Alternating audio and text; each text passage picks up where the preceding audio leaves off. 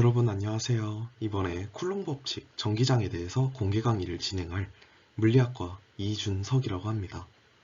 쿨롱 법칙과 전기장 이 두 개념은 솔직히 매우 쉽지만 앞으로 여러분들이 어떤 물리를 배우던 간에 꼭 기반이 되는 개념들입니다. 특히 여러분들이 장이라는 개념에 대해서 더 잘 알게 된다면 앞으로 나올 물리의 추상적인 개념들을 받아들이기에 되게 쉽게 될 겁니다. 일단 먼저 쿨롱 법칙에 대해서 강의를 시작해 볼게요. 키워드는 전하량, 쿨롱 법칙, 전하량 보존입니다. Electric Charge, 전하량은 고대부터 인식해온 개념입니다. 실험적으로 어떤 짓거리를 하면은 물체들이 서로 당기거나 밀어내는 경향성을 보였었어요. 이거를 굉장히 옛날부터 알아냈었는데 후에 벤저민 프랭클린에 의해서 전하라는 건 양과 두 개로 나뉜다 라고 정의가 됩니다.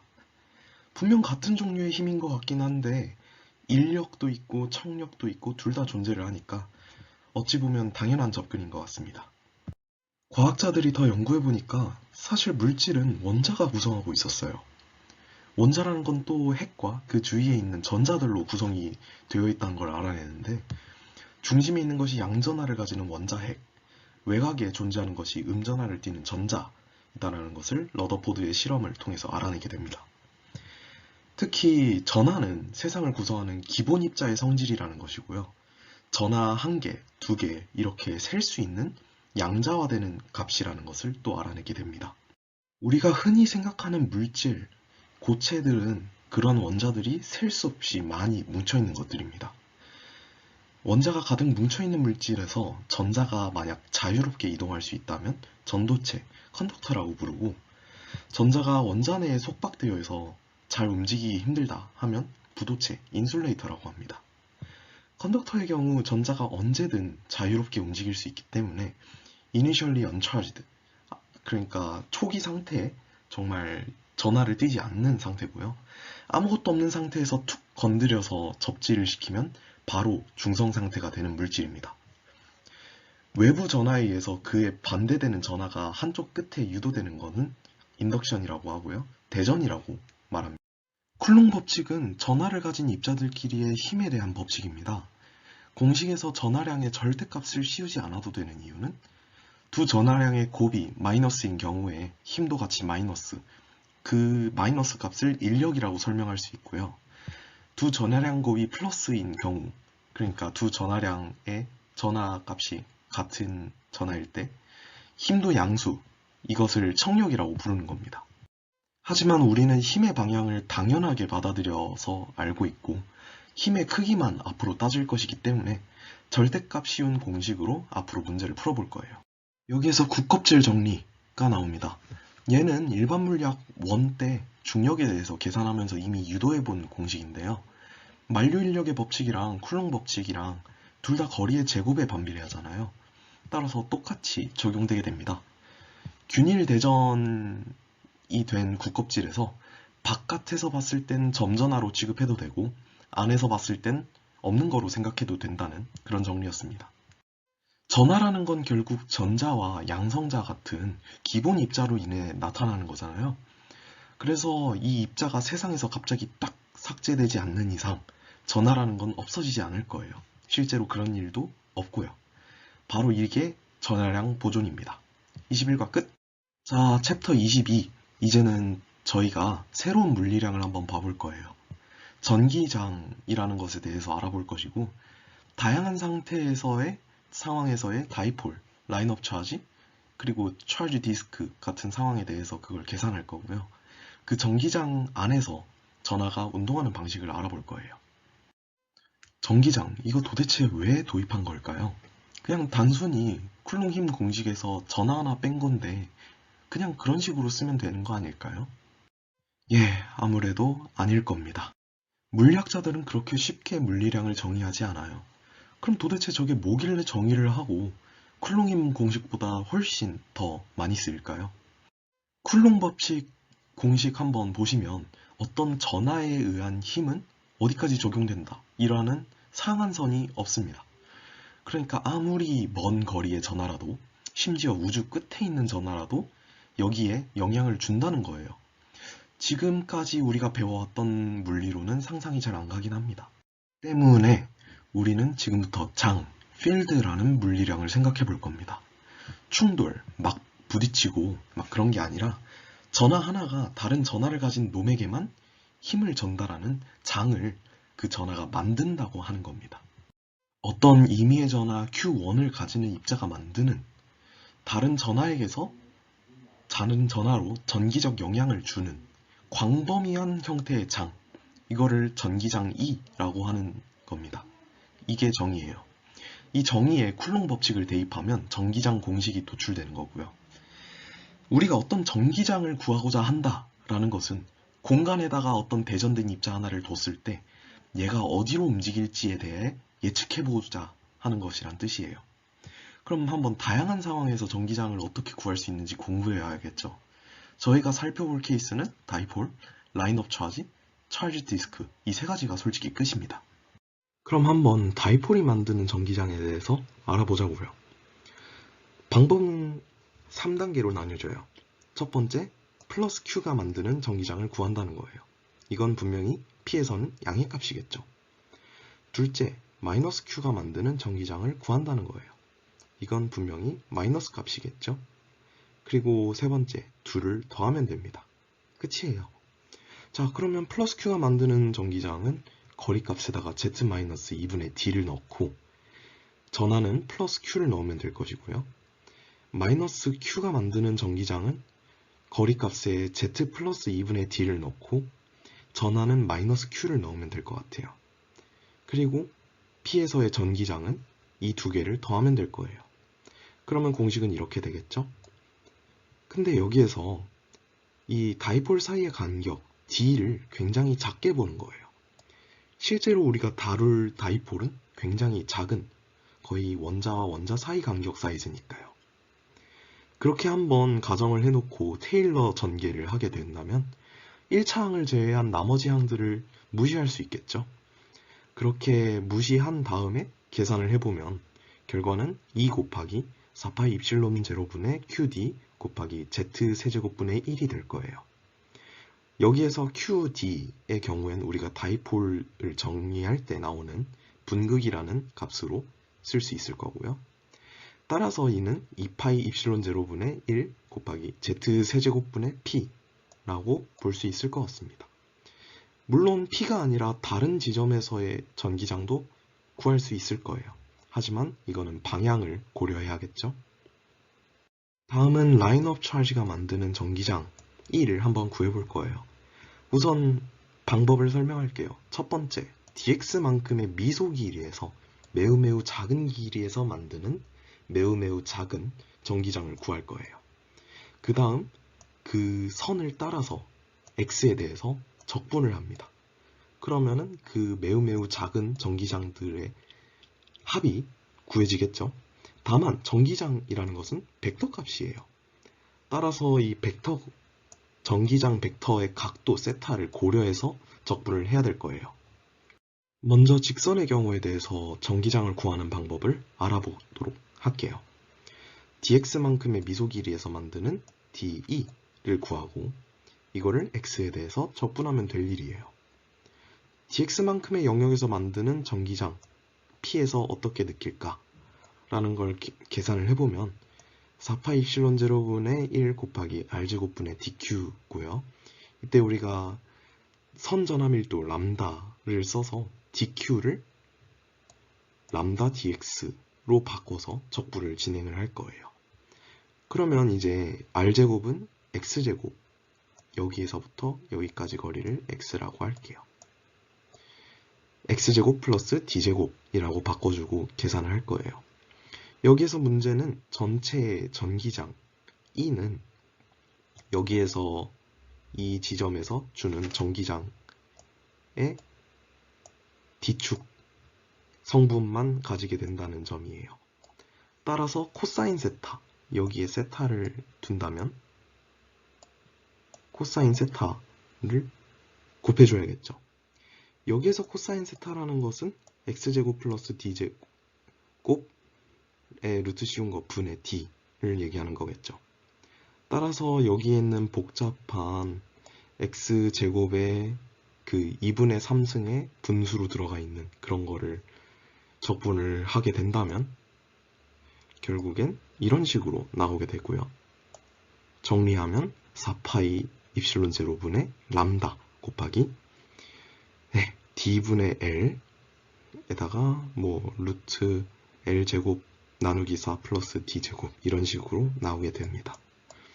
물론 그 할리데이 책에서도 볼 수 있듯이 이 도선을 갑자기 마이너스로 바꿔버린다던가 여긴 플러스인데 그런 식으로 바꾼 문제도 있을 텐데요. 그럴 경우에는 이제 여기에선 플러스니까 위 방향으로 그렇게 전기장을 줬겠지만 여기에선 마이너스니까 이쪽 방향으로 당긴다.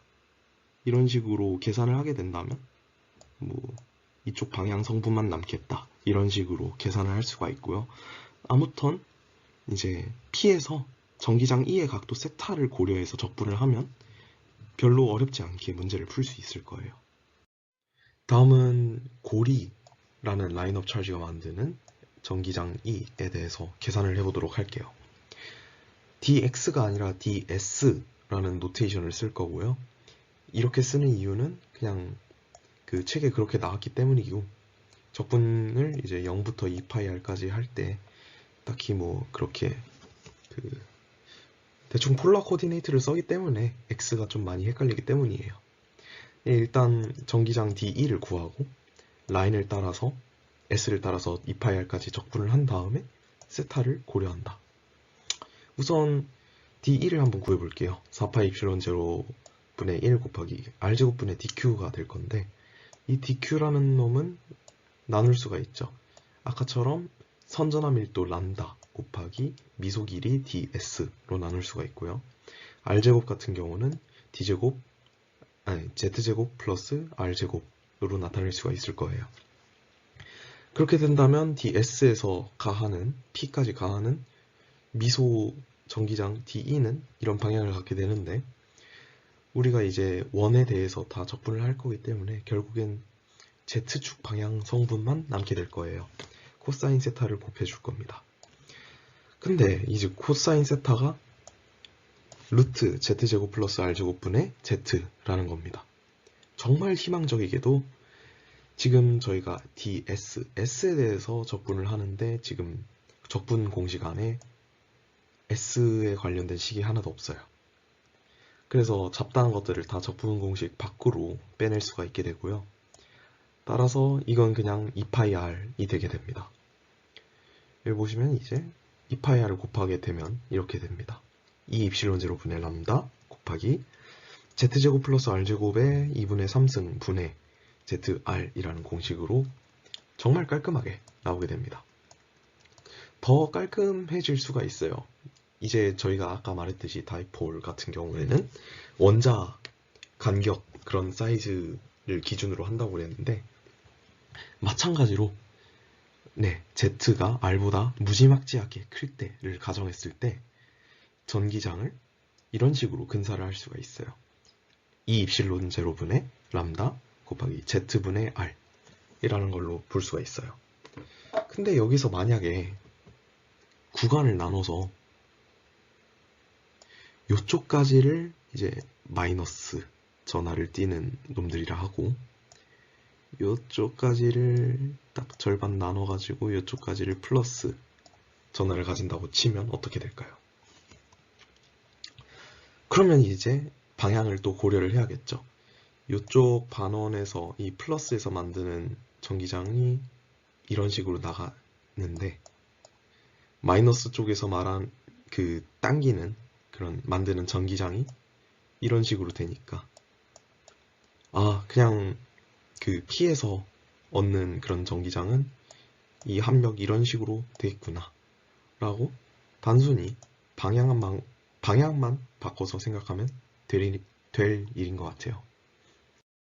다음은 원판에 대해서 알아볼 거예요. 이건 라인업 차지가 아니고 찰지드 디스크인데 양해해 주세요. 원판 차지 디스크가 만드는 전기장 E에 대해서 알아보도록 할게요. DA만큼의 미소 넓이에서 만드는 D2를 구해라. 그리고 반지름을 따라서 접근한다. 여기에서 DA라는 것은 이 그림에서의 노란색 반지 링을 얘기하는 거고요. 그러니까 앞에서 했던 그 라인 오브 차지의 고리의 경우에서 조금 더 확장했다고 보면 될 것 같아요. 그리고 이 DA를 DR과 2πr로 나눠서 DR에 대해서 적분을 하면 되겠죠. 자, 한번 구해볼게요. D2의 경우에는 4π 입실론 제로분의 R제곱 플러스 Z제곱분의 DQ가 나오는데, 이 DQ는 면전함 밀도 시그마를 써서 시그마 DA로 바꿀 수가 있고요. 아시다시피 DA라는 거는 이제 R에 대해서 R에 대한 변수로 이루어져 있기 때문에 2πr 곱하기 dr로 바꿔줄 수가 있어요. 자, 분모에 R제곱이 있고 분자에도 R이 있고 dr이 있어요. 이거를 이제 R에 대해서 적분을 할 거예요. 와, 신난다. 자, 그럼 전체 전기장에 대해서 코사인 세타를 고려해서 해볼게요. 0부터 R까지겠고요. dr에 대해서 적분을 하는 거니까 앞에 이 입실론 제로분의 시그마를 밖으로 빼줍니다. 근데 코사인 세타는 와, 신난다. 루트 R제곱분의 Z제곱분의 Z예요. 자, 그렇게 된다면 이 끔찍한 계산을 한 번 더 해야 된다는 건데, 네, 계산을 해봤더니 이런 식으로 나왔습니다.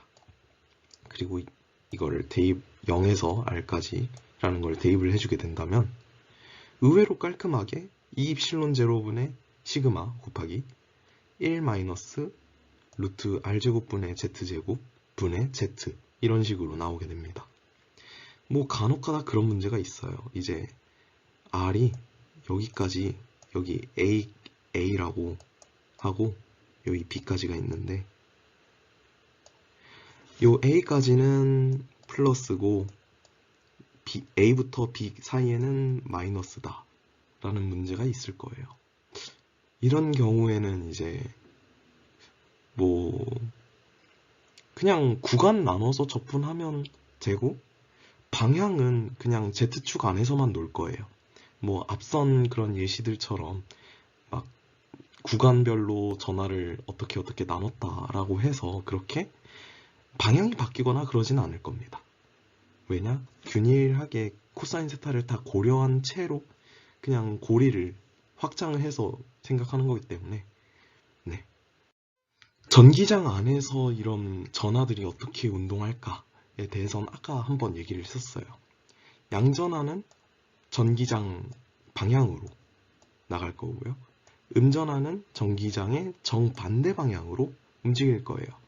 이거는 힘 공식이 사실 전기장 곱하기 냅두는 점전하 Q라는 거고요. 사실 힘은 뉴턴 법칙 제2법칙에 의해서 MA이기 때문에 방향이 반대로 된다는 것까진 충분히 이해하실 수 있을 거예요. 자, 그러면 다이폴은 전기장에서 어떻게 움직이게 될까요? 일단 다이폴이라는 게 뭔지 아시죠? 양전하랑 음전하가 한 쌍이다. 이게 다이폴이에요. 근데 전기장에서 둘이 서로 정반대 방향으로 전기력을 받잖아요. 양전하 부분은 전기장 방향으로 힘을 받고 음전하 부분은 전기장 반대 방향으로 힘을 받아버리니까 결국에는 토크가 가해져요. 그리고 무엇보다 중요한 건, 만약 둘이 같은 크기의 전하를 가지고 있다 라고 한다면 전체적인 힘은 가해지지 않아요. 0이에요. 단지 토크만 가해질 뿐이고요. 결국엔 가까속도가 생기게 됩니다. 토크는 QD 벡터의 크로스 E 벡터가 될 거고요. 이거는 우리가 아까 봤듯이 P 벡터 크로스 E 벡터가 될 거예요. 굉장히 간단하죠. 토크를 이렇게 볼 수가 있고, 이걸 통해서 가까속도까지 알 수가 있으니까. 근데 우리가 아까 말했듯이 다이폴은 되게 원자 간의 거리 사이즈라고 했잖아요. 가까스도 알아서 뭐 할 거예요? 쓸데도 없어요. 결국엔 다이폴의 포텐셜을 통해서 대략적으로 움직임을 정의할 수 있을 것 같아요. 포텐셜을 정의할 수가 있고요. 그걸 통해서 움직임을, 에너지를 대충 예상할 수 있다. 이겁니다. 자, 포텐셜 U라는 것은 이제 기준점, 세타가 2분의 파이일 때를 기준으로 하고요. 거기에서 세타까지의 타우를 적분한 거라고 봅니다. 타우가 사실 크로스 곱을 생각하면 이거의 크기는 P 곱하기 2 곱하기 사인 세타잖아요. 그거에 대해서 D 세타 프라임에 대해서 적분을 하게 된다면 네, 마이너스 P2 코사인 세타고요. 뭐 이거는 이제 코사인 세타가 나오는 걸 보니까 내적이랑 관련이 있겠죠. 예. 전기장 방향과 그 분극의 방향을 모두 고려해서 이 포텐셜이라는 놈은 마이너스 P 벡터 내적 E 벡터라는 식으로 정의가 되게 됩니다. 이게 끝입니다. 되게 짧은데 여기까지가 제가 준비한 내용이에요. 여러분 다들 열심히 하신 거 알고 있어요. 특히 이 영상 본 것부터 확실히 공부하려고 하신 거잖아요. 꼭 시험 잘 보시고 애플 받으시길 기원하겠습니다. 강의 들으느라 수고하셨습니다. 파이팅!